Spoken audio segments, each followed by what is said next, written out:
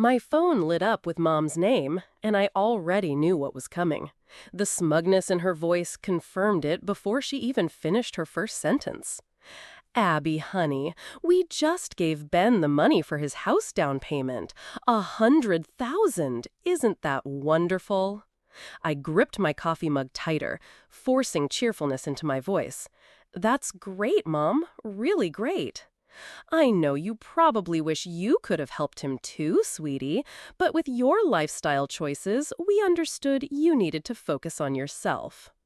My lifestyle choices, right? Like building a big consulting business from nothing? Like paying their house loan for 3 years when Dad lost his job? Like paying for their 35th anniversary cruise last summer when they couldn't afford it? Actually, Mom, Oh, and Ben's already picked out the most darling house in Willow Creek. 4 bedrooms, perfect for when he finally settles down with a nice girl. You remember Sarah from church? Her daughter just moved back to town. I let her ramble while opening my laptop. Right on schedule, a notification popped up from my banking app. They'd tried getting into the joint account I'd quietly closed last month. 3 tries in the past hour. Mom, I cut in, I should go. Client meeting. Always working. You know, Abby, men don't find that very. Bye, Mom. Give my love to Dad. I ended the call and immediately texted Maya. It's happening. They just found out. Maya replied instantly. Holy cow, you actually did it. You okay? Was I okay? I stared at my reflection in the window of my home office. 32 years old, self-made, and finally done being the family's money machine. My phone buzzed again. Dad this time, then Mom, then Ben. I silenced them all and opened my email instead. A message from my lawyer, Sam. Account secured. All traces of your involvement removed. They can't touch you now. I should have felt guilty. That's what good daughters feel when they cut off their parents, right? But watching the notifications pile up, the desperate attempts to get money that was never really theirs, I just felt tired. Tired and ready. Another text for Maya. Want me to come over? We can drink wine and burn family photos. Rain check, I replied, but there's something you should see. I pulled up a spreadsheet I'd been keeping for years. Every loan, every emergency payment, every guilt trip transfer. The total at the bottom still made me wince. $342,765. My phone rang again. Ben. I answered this time, curious. Abby, what the heck? He was breathing hard. Mom's freaking out. The account's empty. Not empty, I corrected. Closed. There's a difference. But I need that money, the down payment. You mean the 100 grand they just gave you? Seems like you're covered. That's different. This was emergency money. I laughed. Actually laughed. Your emergencies are mine, Ben, because I've been handling everyone's emergencies for a decade now. You're being selfish, he spat. You've always been like this, thinking you're better than everyone. No, I cut him off. I've always been convenient. There's a difference there, too. The doorbell rang. I checked my security camera. Mom and Dad looking panicked on my front step. Ben, I have to go. Congratulations on the house. I hung up as my phone lit up with a text from an unknown number. I heard what you did. Smart girl. Call me. We should talk. Lucy. Lucy, my cousin, the other family outcast. I hadn't heard from her in years, not since she'd been called difficult for questioning our grandmother's will. The doorbell rang again, more insistent this time. I watched my parents on the camera, their faces growing more desperate. Dad was holding papers, probably bank statements. Mom was crying. I sat back in my chair, sipping my now cold coffee, and opened my calendar. In exactly 1 month, Ben's first house payment would be due. In 2 months, Dad's property taxes. In 3 months, Mom's medical bills. They'll figure it out. They'd have to. Just like I had every time they drained me dry and called it love. My phone buzzed with Lucy's message again. Outside, my parents finally gave up and walked away, but not before Dad slipped a note under my door. I didn't need to read it. I knew what it said. The thing about family is, they never expect you to stop playing your assigned role. The reliable daughter, the convenient money machine, the quiet fixer of other people's messes. But roles can change, and I was done playing mine. I picked up my phone and typed, "Hi, Lucy, let's talk." "You look tired, honey. Are you eating enough? Working too hard again?" Mom fussed with my collar at Sunday dinner, her fingers lingering just enough to make it feel like an accusation. "A woman your age needs to take care of herself. You're not getting any younger." I smiled tightly, carefully pulling away from her grip. The dining room felt heavy with fake pleasantries and the smell of pot roast. Ben sat across from me, practically glowing as he told Dad about his new house plans. "And the master bath has this huge soaking tub, perfect for a future wife, right?" He winked at Mom, who beamed back adoringly. "Speaking of which," Mom chirped, "Sarah's daughter Rachel is single. Such a sweet girl, and she works part-time at the library. Much more suitable hours than what you keep, Abby." I stabbed a potato with more force than necessary. "My hours suit me just fine, Mom. My business made over $1 million last year." The table went silent. Dad's fork clattered against his plate. That's very aggressive of you, sweetheart. Men don't usually like women who make more than them." I finished. "Yeah, you've mentioned that several times." Ben laughed nervously. "Come on, sis, no need to get all feminist about it. Hey, want to hear about the wine cellar I'm planning?" "Actually," I set down my fork, "I'd love to hear how you're affording all these renovations considering your salary at the car dealership." More silence. Dad cleared his throat. "Abby, that's not very—" "What, not very ladylike to ask about money? Funny, you never thought it was unladylike when you needed me to cover your house loan." "That was different," Mom snapped. "That was family helping family. This attitude of yours, this cutthroat business mentality, it's not healthy." My phone buzzed. A text from Sam. "Final paperwork filed. You're officially clear." I smiled genuinely this time. "You know what's not healthy, Mom? The fact that I paid for your knee surgery last year while you were setting aside money for Ben's house fund."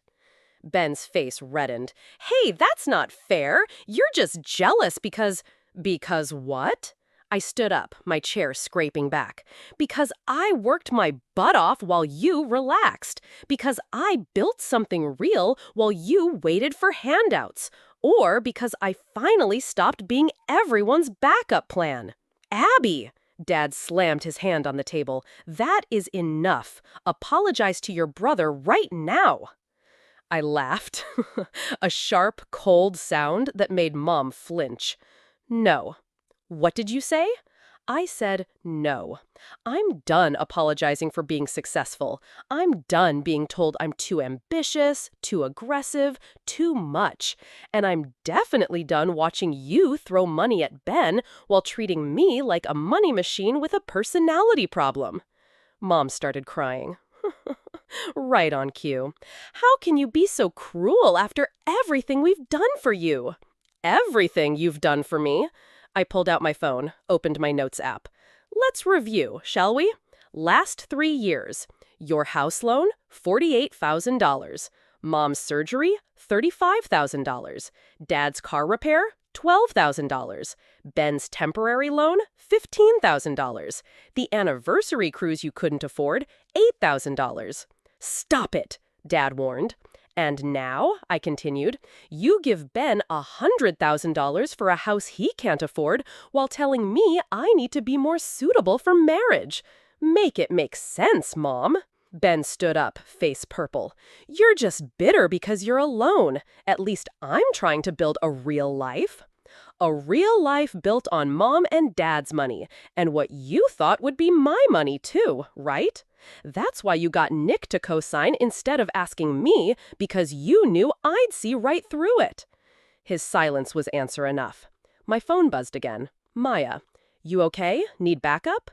I texted back quickly. "Almost done. Meeting you in 20. "If you walk out that door," Dad said quietly, Don't bother coming back. I looked at him, really looked at him. The man who taught me to ride a bike and balance a checkbook, now threatening me for having the courage to succeed on my own terms? That's the thing, Dad. I'm not the one who needs to come back. I'm not the one who's going to need anything from anyone anymore. I grabbed my purse and headed for the door. Behind me, Mom called out, "Abby, please, we're your family." I turned back one last time. No, you're not. You're just people who expected me to set myself on fire to keep everyone else warm, and I'm all out of matches. The door closed behind me with a soft click. My phone buzzed with a text from Lucy. "Did you do it?" "Yes," I replied, walking to my car. "Your turn." The sun was setting as I drove away, casting long shadows across the neighborhood where I grew up, where I learned that being a good daughter meant being a convenient one, where I finally learned to say no. Behind me, in that house with its perfectly manicured lawn and carefully maintained appearances, my family was about to learn what happens when their safety net decides to save herself instead. "Your brother missed his first house payment," Maya announced, sliding into our usual booth at the coffee shop. 3 weeks late and counting. I stirred my latte, unsurprised. "Let me guess, he tried calling me first?" 17 times, according to your blocked calls log. She pulled out her phone.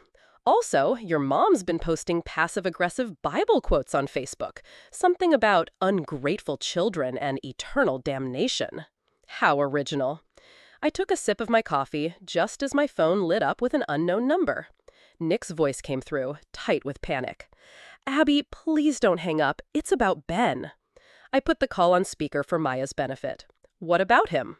He told me you'd cover the payments if things got tight. Said it was already arranged. I never would have co-signed if you'd known he was lying," I finished. "Yeah, that tracks. Abby, please, my credit score." "Is not my problem," I cut in. "Neither is Ben's house loan or his lies." After he hung up, Maya leaned forward. "You know this is going to get worse before it gets better, right? They're not going to just accept that the Bank of Abby is closed." As if on cue, my phone rang again. Men. "Abby," her voice was wobbling. "Baby, we need to talk about Ben's situation." "Do we? He's your brother. He's struggling, and we can't help right now.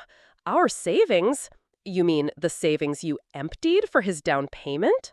A pause. "That was different. We assumed you'd help if he needed it. You always have before." "And that's exactly the problem, Mom. You all assumed I'd keep fixing everything. Did you ever once ask if I wanted to? If I could afford to?" "But you're so successful," she was crying now. "You have that big business, all those clients." "And that makes me what? The family piggy bank?" "That's not fair. We're blood, Abby. Family helps family." I thought about the spreadsheet on my laptop. Years of one-way help documented in cold, hard numbers. Funny how that only seems to apply to me helping everyone else. Is this about the house money? Are you really this jealous of your brother? No, Mom. This is about patterns. This is about consequences. Maya was watching me intently, concern etched on her face. She mouthed, "You okay, Abby?" Mom's voice hardened. "If you don't help your brother, he could lose everything." "Then he'll know exactly how I felt.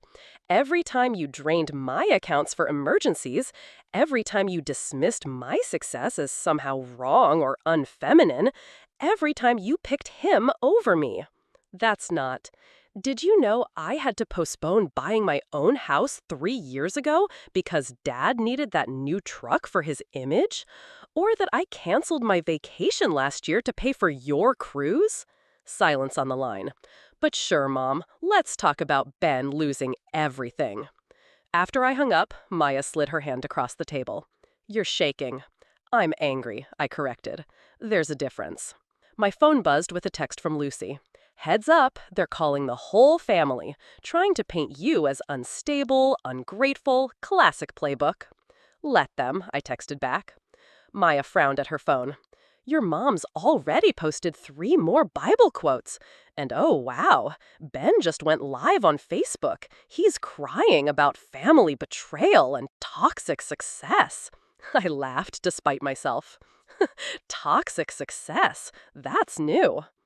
Abby, Maya's voice turned serious. Are you sure about this? Watching them fall apart might feel good now, but this isn't about feeling good, I interrupted. This is about finally letting them face reality. They made their choices. They chose to let Ben use me to build their whole lives on the idea that I'd keep sacrificing myself for their comfort. And now they get to live with those choices. My phone lit up again. Nick had posted publicly about Ben's missed payments. The comments were already flowing in. Family members choosing sides. Old friends expressing shock. Your dad's texting, Maya reported, still watching the fallout. Says he's coming to your office tomorrow to sort this out once and for all. I pulled up my calendar, already knowing what I'd find. Perfect timing. My lawyer will be there too. Sam and Lacey. I showed her the meeting invitation. Time to show them exactly what they've been playing with. Maya sat back, studying me. You know what scares them the most? It's not losing the money. It's losing control. You were supposed to be the reliable one, the fixer, the good daughter. Instead, I finished, I'm the mirror, showing them exactly who they are. And they hate what they're seeing. Outside, rain started falling, soft and steady. Somewhere across town, my brother was probably still crying on Facebook. My parents were probably still quoting scripture about ungrateful children. And I was finally free. My phone buzzed one last time. Lucy. Ready for tomorrow? More than ready, I replied. Time to show them what consequences really look like. Lucy looked exactly as I remembered her. Sharp eyes, sharper smile, and an air of carefully contained fury. She sat across from me at the upscale restaurant, stirring her martini with careful precision. I saw this coming 10 years ago, she said, when they did the same thing to me. Different details, same story. The trust fund? I asked. She nodded. Grandmother left it for both of us. Your mom, my dear aunt, convinced everyone I was unstable because I questioned their authority. Next thing I knew, poof, money gone. Family turned against me, branded the difficult one. How much? $200,000 each. She took a sip. But you already knew that, didn't you? That's why you called me back. I pulled out my laptop, opened a folder labeled Family Assets. Look at this. I turned the screen toward her. 3 weeks before they gave Ben the house money, there was a transfer from an old account, one I used to fund their emergencies. Lucy leaned forward, eyes narrowing. They used your own money to give him the down payment? $40,000 of it, money I'd sent them last year for Mom's medical bills. I closed the laptop. Bills that, mysteriously, never got paid according to the hospital's records. Jesus. Lucy sat back. And they still don't think they did anything wrong, do they? Mom's latest Facebook post calls me a daughter of Jezebel, so no. The waiter brought our entrees. We ate in silence for a moment before Lucy spoke again. There's something else you should know. She pulled out her phone, showed me an email. Remember that property in Spain, the one grandfather left to all the grandchildren? My fork froze halfway to my mouth. The villa? What about it? Your mother sold it 3 months ago without telling any of the other owners, including you. The restaurant suddenly felt too warm, too crowded. That's not possible. She'd need signatures. Forge them. All of them. I have proof. Lucy's voice was gentle but firm. She's been planning this, Abby. They all have. The money they gave Ben, it's just the tip of the iceberg. My phone buzzed. Maya, sending a screenshot of Ben's latest social media rant. Family is everything until success makes you forget where you came from. Funny, Lucy commented, reading over my shoulder. They never seem to forget where to find us when they need money. Did you ever confront them, I asked, about the trust fund? I tried. Got the same response you're getting now. Bible verses, family loyalty lectures, gaslighting about how I was imagining things. She smiled grimly. But I did something they didn't expect. What? I documented everything. Every transaction, every lie, every manipulation. Built a case so solid they couldn't twist their way out of it. She pulled out a USB drive, just like you're doing now. I stared at the small device. What's on it? Everything. Bank records, property documents, emails, 10 years of their financial fraud, including what they did to you. She slid it across the table. Consider it insurance. My phone lit up again. Dad this time. We're still coming tomorrow. This ends now. They have no idea, do they, Lucy mused, that we're 10 steps ahead. I thought about the meeting tomorrow, about Sam's carefully prepared documents, about the years of evidence I'd collected. You know what's ironic? I said. They taught us this. All those lectures about being careful with money, keeping receipts, protecting ourselves. They just never thought we'd use those lessons against them. That's the thing about narcissists, replied. They think they're the only ones who can play the game. The waiter brought our check. As I reached for it, Lucy caught my wrist. Let me, she said. Consider it a down payment on our new partnership. Partnership? She smiled. That same sharp smile that had probably terrified our family years ago. You're not the only one who's been planning, cousin. What they did to us, it's happening to other women too, other families, and we're going to help them fight back. My phone buzzed one final time. Sam confirming tomorrow's meeting details. Everything was in place. You know they'll try to destroy us for this, I said. Lucy laughed. A real laugh, warm and fierce. Oh, honey, they already tried that. Now it's our turn. We stepped out into the evening air. Two outcasts turned allies.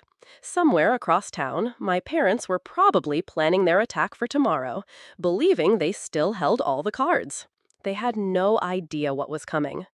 Ready for tomorrow? Lucy asked as we parted ways.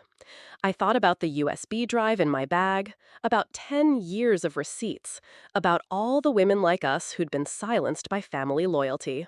Ready, I replied. Let's show them what daughters of Jezebel can really do.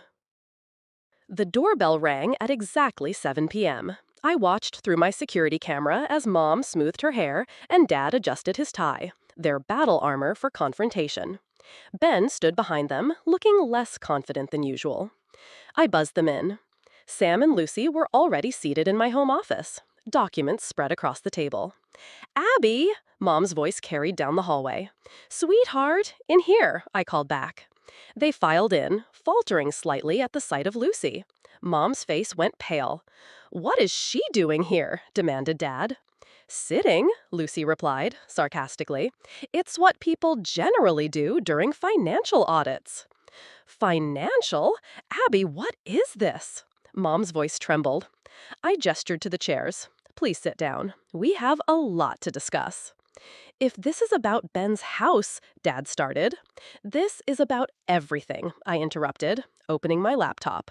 Every loan, every emergency, every missing dollar, including the villa in Spain. Mom's hand flew to her throat. I don't know what you're... Save it, Lucy cut in. We have the documentation, all of it. Sam cleared his throat. Mrs. and Mr. Miller, I'm afraid you're in quite a serious situation. Fraud, unauthorized property sale, forged signatures. This is ridiculous, Dad slammed his hand on the table. We're family. Abby, stop this nonsense right now. I pulled up the spreadsheet. My karma audit, as I'd started calling it. Let's start with last year, March. You needed $15,000 for Mom's knee surgery, money that never made it to the hospital. April, $12,000 for Dad's truck repairs. May, $8,000 for your anniversary cruise. We paid you back, Ben interjected. No, I corrected. You promised to pay me back. There's a difference. Abby, Mom's voice turned pleading. Everything we did was for this family. You're successful. You could afford. Could I? I turned the laptop toward them. Because while I was paying your bills, I was also taking out business loans, postponing my own life, draining my savings, all while you were secretly funneling money into Ben's house fund. Dad stood up. This is emotional manipulation. No, Lucy said quietly. This is accountability, something this family has always been allergic to. I pulled out a manila envelope. This contains evidence of the unauthorized sale of the Spanish villa, property that belonged to all the grandchildren, not just you, Mom. Care to explain? Mom burst into tears. You're destroying this family. Actually, Sam interjected. The fraudulent property sale did that, along with the forged signatures, misused funds, and what appears to be a pattern of financial exploitation. Ben had gone very quiet. The house payments? You're really not going to help? Nick's lawyer called yesterday. I told him. You knew you couldn't afford it, didn't you? You were counting on me to bail you out, just like always. You're my sister and you're my brother, but that doesn't make me your bank. Dad moved toward the door. We're leaving. This is absurd. Leave if you want, I said calmly. But these documents are going to the authorities either way. The only question is whether you want to handle this privately or in court. You wouldn't dare, Mom whispered. Lucy laughed. A cold, sharp sound. Like you dared to steal my trust fund. Like you dared to sell property that wasn't yours. That was different, Mom protested. How? I asked. Because it benefited you? Because you thought you'd never face consequences? Silence filled the room. Heavy, suffocating silence. Here's what's going to happen, Sam stated, pulling out more papers. You're going to sign these documents acknowledging the debt, you're going to sell your house to repay the fraudulent property sale, and you're going to leave Abby and Lucy alone. Or, Dad challenged, or I file these papers first thing tomorrow morning. Your choice. Mom collapsed into a chair, sobbing. Ben stared at the floor. Dad's face had turned an alarming shade of red. Abby, Mom choked out, will you ever forgive us? I looked at her, really looked at her. The woman who taught me to be strong, then resented me for it, who preached family loyalty while betraying it. I didn't do this to hurt you, I said quietly. You did that all by yourself. Every time you chose Ben over me, every time you lied, every time you took and took and took, calling it love. Please. The papers are on the table. Sign them or don't. But either way, we're done. They signed, one by one, hands shaking. They signed. As they left, Ben turned back. You know this makes you just like them, right? Using money to hurt people? No, Lucy answered for me. This makes her smart enough to stop letting people hurt her. The door closed behind them. In the sudden quiet, I could hear my heart beating. Steady, strong, free. Well, Sam gathered the papers. That's phase 1 complete. Phase 1? I asked. Lucy smiled. Remember that partnership we discussed? Time to help other daughters break their chains. You ready for this? Maya asked, watching me hover over the post button. Once it's out there, you can't take it back. I glanced at my screen, where my Reddit post waited. I documented my family's financial abuse for 10 years. Today, I finally stopped it. It needs to be told, I said, and clicked. Within hours, the post exploded. Thousands of upvotes, hundreds of comments, all sharing similar stories. Women trapped by family rules, drained by entitled siblings, guilt-tripped into financial ruin.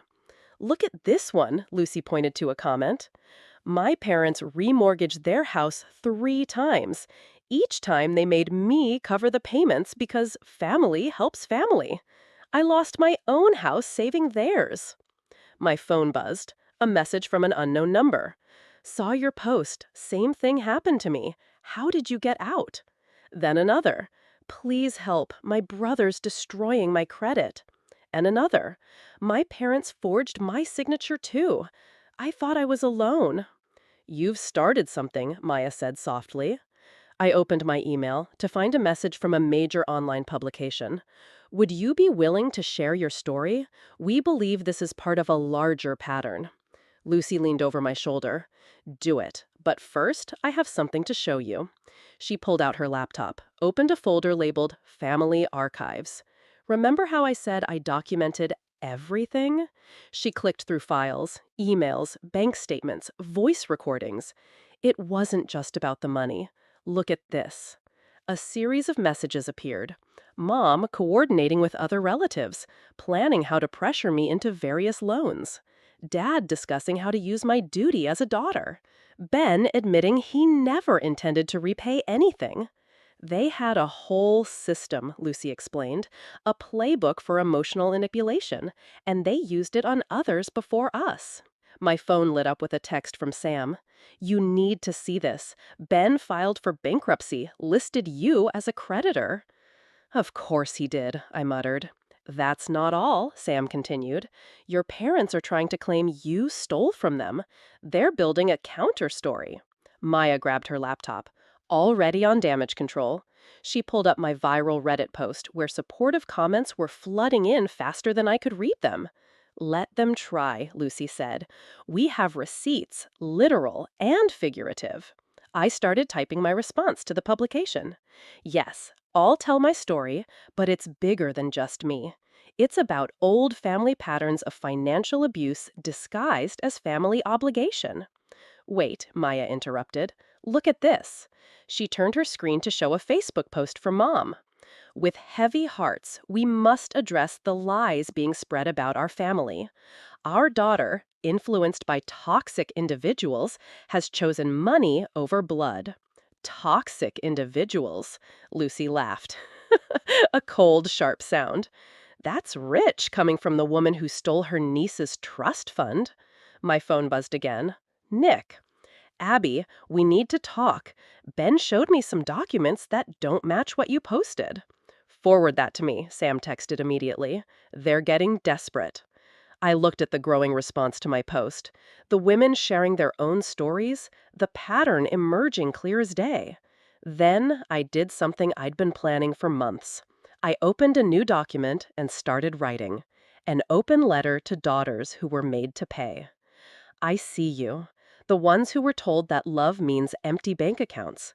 The ones who were called selfish for having boundaries. The ones who were made to feel guilty for their success. What are you doing? Maya asked. I replied, creating a blueprint for every woman who needs to escape what I did. Lucy nodded approvingly. Add the legal resources, the documentation strategies, everything we learned. My phone kept buzzing. More messages, more stories, more women finding their voice.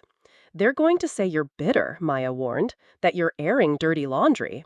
Let them, I said, still typing. The truth doesn't need their permission.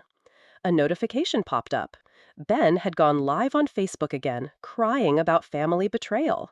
But this time, the comments weren't sympathetic.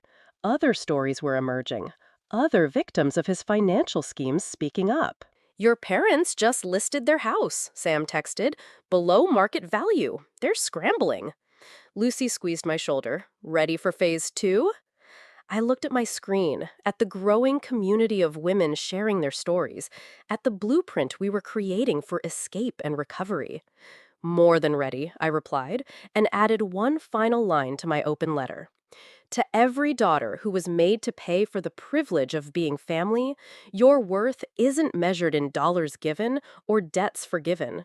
Your freedom starts the moment you stop accepting guilt as currency. I hit post just as another message came through from a women's advocacy group. We'd like to help you create a formal program. Too many women need this. See, Lucy smiled, sometimes the best revenge isn't staying quiet. It's helping others find their voice. Maya raised her coffee cup to karma and making it a tax write-off. Your brother forged your signature, Sam announced, spreading documents across my office table, multiple times actually, on loan applications, credit cards, even a car lease. I stared at the papers, at Ben's clumsy attempt to copy my signature. He'd been setting up a safety net over the past year, planning for when the house scheme fell apart. Sam pointed to a date.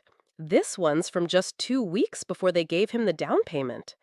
Lucy, who'd been quietly observing, leaned forward. He knew. They all knew this would happen. My phone buzzed. Maya sending screenshots of Mom's latest social media crusade. Prayer warriors needed. Satan is attacking our family through material greed. They're selling the house, Lucy reported, scrolling through her phone. Listed it yesterday, way under market value. They have to, Sam explained. The fraud investigation is gaining momentum. Better to sell now than lose it in court.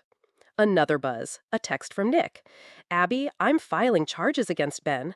The evidence you shared, there's more victims, many more. I started typing a response when my office door burst open. Ben stood there, face red, eyes wild. How could you? He shouted. They're losing everything because of you. Sir, you can't be here, my assistant called from behind him. Because of me? I stood slowly. Not because of the fraud, the forgery, the years of theft disguised as family obligation. I was going to pay it back once the house appreciated. Once you'd squeezed more money out of me. I held up the forged documents. Like with these? He paled slightly. Those aren't. I can explain. Save it for the investigators, Sam interrupted. They're very interested in your explanation. Ben's face crumpled. Mom and Dad are devastated. They might lose their retirement. They lost their retirement the moment they chose to enable you, Lucy said coldly. Abby just exposed what they did to themselves. My phone rang. Dad. I answered on speaker. Abby, his voice was rough. We need to talk face to face. Nothing left to say, Dad. Please, your mother, she's not well. The stress. The stress of getting caught, Lucy interjected. Silence. Then, Lucy, you're still poisoning my daughter's mind. No, Uncle Bob, just helping her see clearly, something you never wanted. Ben moved toward me, hands raised pleadingly. Sis, please, we can fix this. Make it right. Make it right? I pulled up my documentation folder. Like when you made right the $15,000 you borrowed for your startup, or the $8,000 for your ex-girlfriend's ring? Or should we talk about the credit cards you opened in my name? I was desperate. You were entitled, I corrected. There's a difference.